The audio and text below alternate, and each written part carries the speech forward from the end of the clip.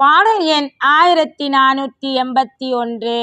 தானவனாகி தானைந்தாமலஞ்செற்று மோனமதாமொழிப்பான் முத்தராவதும் ஈனமில் ஞானானு பூதியில் இன்பமும் தானவனாயுரல்லான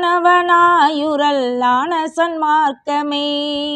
தான் அவனாகும் தத்துவம் அடைந்திட தன்னை அறிந்து தன்னில் பொருந்தி இருந்த ஆணவம், கண்மம், மாயை, மாயேயம், திரோதாயி எனும் 5 மலங்களையும் வேரோடு பிடுங்கி எறிந்து மௌன நிலையில் இருந்து 5 எழுத்தை ஓதி தவம் செய்பவன் முத்தி இன்பம் அடைந்து முத்தர் என்றாவான்.